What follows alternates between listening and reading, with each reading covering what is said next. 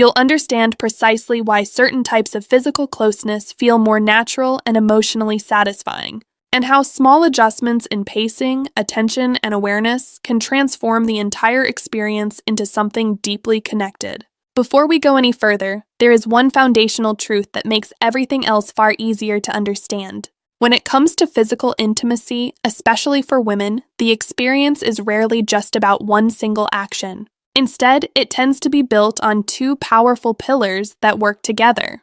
The first is comfort. The body needs to feel safe, relaxed, and physically supported. The second is consistent, thoughtful attention to the parts of the body that respond most strongly to gentle stimulation. Research in relationship psychology consistently shows that many women experience the greatest satisfaction from emotional closeness. It is about a combination of steady rhythm and attention to areas that are most sensitive to touch. When these elements come together, the body and mind align in a way that allows pleasure, connection, and trust to grow. Hello, I'm Mary Smith, host of the Mindful Senior Living YouTube channel. Today, we're going to explore something that many people misunderstand about intimacy as relationships mature. Now, let me speak directly to you for a moment. If you've ever wondered why some intimate moments feel connected while others feel awkward, you are not alone. Many couples quietly struggle with this question. They assume that chemistry should simply happen automatically. But the truth is far more encouraging. Intimacy is not a fixed talent, it's a skill. It becomes more natural and fulfilling when people understand how the body and emotions actually work together. And that is exactly what we're going to explore today. If this topic resonates with you, take a moment to like the video and subscribe to the channel. It truly helps this community grow and allows more people to learn about healthy relationships. Researchers have discovered that while couples assume intensity creates satisfaction, it is often connected to comfort. Think about it this way. The nervous system responds to safety and relaxation. When the environment feels calm, the body becomes more receptive to touch, warmth, and connection. This is why positions that allow partners to maintain eye contact and steady rhythm often feel more satisfying. Let me give you a simple example from real life about a couple I once spoke with. They had been together for over 20 years and assumed their intimacy had simply become less exciting with age. But when we talked about their routines, they realized something important. Their moments had become rushed. Once they intentionally slowed down, even spending a minute simply breathing together, something happened. Their connection began to feel stronger again, not weaker. The body often responds best to patience and presence. Many women report that satisfaction involves steady, continuous sensation rather than starting and stopping. A consistent rhythm that allows the body to relax into the experience tends to be more enjoyable. When the body senses stability and continuity, it becomes easier to stay emotionally present. Now, I want you to imagine two different scenarios. In the first, everything feels rushed and chaotic. Movements are large, abrupt, and inconsistent. The body constantly has to adjust and react. In the second scenario, the rhythm is slower and more deliberate. The partners remain physically close. Their breathing gradually sinks together, and touch remains steady rather than disappearing and reappearing. Most people intuitively know which of these experiences feels more relaxing and emotionally connected. Another key element is accessibility and comfort. Some ways of being close allow partners to maintain easy touch. Others create tension in the hips or back, which can subtly distract from the emotional experience. Positions that encourage closeness and relaxed posture tend to receive the highest satisfaction ratings. For example, one of the most commonly appreciated forms involves lying side by side. Simplicity is key. When two people lie next to each other facing the same direction, their bodies naturally relax. There is also a quiet emotional comfort in this. Partners can kiss the neck, hold hands, or feel breathing. Small adjustments like placing a pillow between the knees make an enormous difference in comfort. Another form that many couples enjoy involves sitting face-to-face, perhaps on a bed or chair. Eye contact becomes effortless. The chest remains close, and the experience feels like an embrace. This posture allows partners to communicate through subtle signals, a smile, a change in breathing. In many ways, this kind of closeness turns intimacy into a conversation without words. It allows partners to remain emotionally present, kiss, and adjust naturally without feeling disconnected. Have you ever noticed that the most memorable moments are rarely the most complicated ones? They are usually the moments when both people feel relaxed, safe, and genuinely connected. Those are the moments when the nervous system fully opens up to sensation and affection. If this idea is resonating with you, I'd love to hear your thoughts in the comments. As we continue, we're going to look at other forms of closeness and why they work so well. I'm also going to share common situations that look good in movies but are disappointing in real life. But before we go there, we need to talk about the most powerful factor of all, control and communication. Because when one partner feels free to adjust rhythm, the experience becomes collaborative. That simple shift from performing to responding can change everything. We'll explore that next.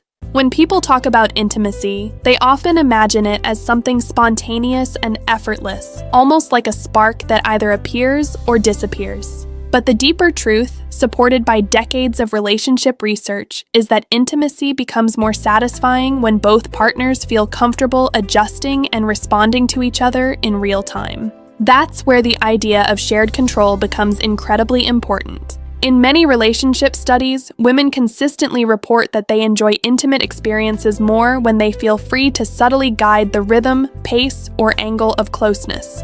This doesn't mean one partner dominates the moment. It simply means that both people remain aware of what feels good and adjust naturally along the way. Think about it like dancing. When two people dance well together, they are constantly reading each other's movements. One partner might lead slightly, but the other partner's response shapes the rhythm. It's fluid, responsive, and cooperative. The same principle applies to physical intimacy. When one partner feels comfortable making small adjustments, shifting the hips slightly, leaning forward or backward, slowing the rhythm, or changing posture, the experience becomes more personalized. Instead of following a rigid pattern, the couple begins to discover what works uniquely for them. This sense of personal control can be surprisingly empowering. Many women describe moments when they instinctively adjust their posture or movement during intimacy to find a sensation that feels more comfortable or more enjoyable. When that freedom is welcomed rather than rushed, the experience tends to become far more satisfying for both partners. There's also a psychological layer here that often goes unnoticed. When someone feels that their partner is paying attention to subtle signals, breathing patterns, facial expressions, body language, it creates a feeling of being seen and understood. That emotional recognition deepens trust, and trust amplifies pleasure. In other words, the body responds more strongly when the mind feels safe. One particularly interesting insight from research is that many women naturally incorporate small rocking or circular movements during intimacy rather than large, dramatic motions. These subtle movements help maintain continuous sensation rather than repeatedly interrupting it. Imagine the difference between gently rocking in a comfortable chair versus repeatedly standing up and sitting down again. One creates a smooth, calming rhythm. The other constantly resets the experience. That's why many couples discover that smaller, controlled movements actually produce a deeper sense of connection than exaggerated motion. Another approach that relationship counselors often recommend involves maintaining close physical contact between the pelvis and torso rather than repeatedly pulling apart. When partners stay physically connected, the body experiences a steady flow of sensation. That consistency allows arousal to build gradually instead of starting and stopping over and over again. It may seem like a small detail, but the nervous system notices these patterns. Steady contact encourages relaxation. Constant separation and reconnection can sometimes create distraction instead. Let me share a short story that illustrates this beautifully. A woman once described how her relationship with her partner changed after they attended a couples retreat focused on communication and emotional presence. Before the retreat, they believed excitement came from intensity and speed. But during one exercise, they were asked to simply hold each other and move slowly while breathing together for 30 seconds before doing anything else. At first, they both laughed because it felt almost too simple, but after trying it, they realized something surprising. The slower start allowed them to notice each other's breathing, warmth, and subtle reactions. The experience felt calmer and more intimate. Instead of rushing forward, they felt like they were gradually arriving at the moment together. That single change, slowing down and breathing together, transformed how they experienced closeness. And this leads us to something extremely practical that you can try. When intimacy begins, spend the first half minute simply breathing together. No rushing, no pressure, just feeling each other's presence. It might sound almost trivial, but synchronized breathing has a powerful effect on the nervous system. It reduces stress hormones, increases relaxation, and helps both partners become more aware of each other. Many therapists even refer to this as nervous system alignment. When both bodies enter a calm state together, everything that follows tends to feel more natural. Now, another aspect of intimacy that often gets overlooked is posture and support. Many people assume that passion means ignoring comfort, but the opposite is usually true. Physical support allows the body to relax, and a relaxed body experiences sensation more fully. This is where small adjustments like pillows or cushions can make a remarkable difference. Placing a pillow beneath the hips, lower back, or knees can subtly change the angle of the body. These adjustments may seem minor, but they can dramatically increase comfort and reduce strain. Think of them as tools rather than compromises. Athletes use equipment to improve performance. Musicians use stands and supports to hold instruments properly. In the same way, couples can use simple adjustments to make intimacy more comfortable and enjoyable. There is absolutely nothing awkward about making the environment work for you. In fact, couples who feel comfortable making these small adjustments often report more satisfying experiences because they are actively shaping the moment rather than forcing themselves into uncomfortable positions. Another fascinating observation from relationship surveys involves the importance of closeness after the most intense moments of intimacy. Many women describe their favorite experiences not only in terms of what happened during the moment, but also what happened immediately afterward. Did their partner stay close? Did they continue holding each other? Did the moment slowly settle into warmth and calm? This period of quiet connection, sometimes called afterglow in psychology research, plays a powerful role in how the entire experience is remembered. When partners remain physically close and emotionally present afterward, the brain releases hormones like oxytocin, which strengthen feelings of bonding and trust. In other words, the way intimacy ends can be just as important as how it begins. Now, as we continue, I want to touch on something that often surprises people. Some of the most glamorous or dramatic scenes portrayed in movies and television are actually among the least comfortable scenarios in real life. You've probably seen scenes where couples attempt elaborate or spontaneous encounters in places like showers, narrow spaces, or standing positions. On screen, these moments look exciting and adventurous, but in reality, they often come with several challenges. Balance becomes difficult. Surfaces may be slippery or unstable. The body may feel tense rather than relaxed. And when the body is focused on maintaining balance, it becomes harder to stay emotionally present. Many couples discover that these scenarios feel far less satisfying than the comfortable, supportive environments they might initially overlook.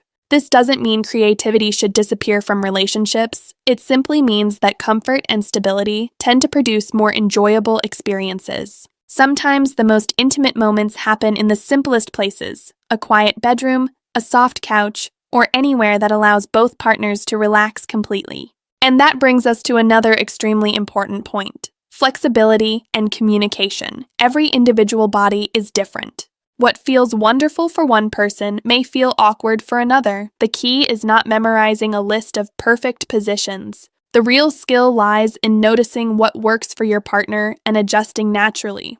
Maybe that means raising the hips slightly with a pillow. Maybe it means shortening the range of motion. Maybe it means slowing the rhythm. These small changes are often far more powerful. In fact, the most satisfying experiences rarely involve complicated choreography. They involve attentiveness, a slight shift here, a gentle adjustment there, a pause to reconnect. Those are the details that create genuine connection. Now, before we move into the final section, I want you to reflect on something. Think about when you felt most emotionally close to a partner. Chances are, those moments involved feeling comfortable and relaxed. That emotional safety is the foundation that allows intimacy to flourish. And this is where everything begins to come together. Because when couples understand the psychology, they stop worrying about doing things right. They begin focusing on something far more powerful: responsiveness. Responsiveness simply means noticing your partner's signals and adapting. You notice the way their breathing changes. You notice when their body relaxes. You notice when they lean closer rather than pulling away. These signals are important because the body communicates constantly. Many experts describe intimacy as a kind of physical conversation. Just like any conversation, the goal isn't to dominate the dialogue. The goal is to listen and respond, making it collaborative rather than performative. And something very interesting happens. Pressure disappears. Both partners begin focusing on connection and comfort, which makes it more enjoyable. Imagine a couple who has been together for many years. They care deeply about each other, but over time their moments have become somewhat routine. Then one evening they decide to slow everything down. They begin by sitting together, holding each other, and talking softly. There's no rush. At some point they begin laughing together because they realize something surprising. By doing less, they are feeling more. It's about presence. Presence means being fully engaged rather than mentally rushing ahead, and presence is something that can be practiced. One exercise is the pause and reconnect method. If things feel rushed, both partners simply pause. They hold each other and re-establish eye contact. That brief pause resets the emotional tone. Another small but powerful practice involves paying attention to pacing. We're taught that faster is better. But intimacy often works in the opposite direction. Slowing down allows sensation and emotion to develop gradually. It gives the body time to respond. Many women describe how a steady, consistent rhythm allows them to relax. When movements are too abrupt, the body struggles with continuity. This is why subtle movements, gentle rocking, or shifting weight can feel more natural. The goal is not constant change. The goal is sustained connection. Another aspect that can significantly influence comfort is the way the body is supported during intimate moments. The hips, lower back, and knees all play important roles in physical comfort. When these areas are supported properly, the body can relax more easily. Simple adjustments can make a remarkable difference. For example, placing a pillow beneath the hips or lower back can change the body's alignment and reduce strain. Placing a cushion between the knees can help keep the spine and hips in a more comfortable position. These small adjustments are not signs of awkwardness, they are signs of awareness. Couples who feel comfortable making these adjustments often discover that their experiences become more relaxed and enjoyable because they are prioritizing comfort instead of forcing the body into uncomfortable positions. And comfort, as we've discussed, is one of the most important ingredients for satisfying intimacy. Now, let's talk about something that many viewers rarely hear discussed openly: the emotional environment surrounding intimacy. Physical closeness does not exist in isolation. It is deeply influenced by emotional context. If someone feels stressed, distracted, or emotionally distant, their body may not respond the same way it would in a relaxed and affectionate environment. This is why emotional connection outside the bedroom often influences physical intimacy inside it. Small gestures throughout the day, a compliment, a hug, a moment of appreciation, build emotional warmth that naturally carries into intimate moments later. Think of it like tending a fire. You don't suddenly create a warm fire by striking a single match.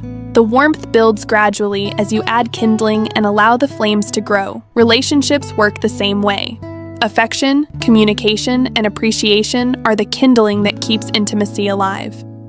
Another fascinating element of intimacy psychology is anticipation. When couples maintain playful affection during the day, gentle touches, teasing smiles, quiet moments of closeness, they build anticipation that enhances their connection later. Anticipation engages the brain's reward system, making the eventual moment of intimacy feel more exciting and meaningful. But anticipation does not need to be dramatic. Often, it's the smallest gestures that matter most. A hand on the shoulder, a lingering hug, a quiet moment of eye contact that lasts just a little longer than usual. These subtle signals remind both partners that their connection is alive and valued. And when the time for physical closeness arrives, that emotional groundwork creates a much stronger foundation. Now, before we bring everything together, I want to talk about one final element that many couples underestimate: curiosity. Curiosity is the willingness to keep learning about your partner even after many years together. People grow and change over time. Their preferences, comfort levels, and emotional needs can evolve. Couples who remain curious about each other often maintain stronger intimacy because they continue discovering new things about their partner's experiences and desires. Curiosity turns intimacy into exploration rather than routine.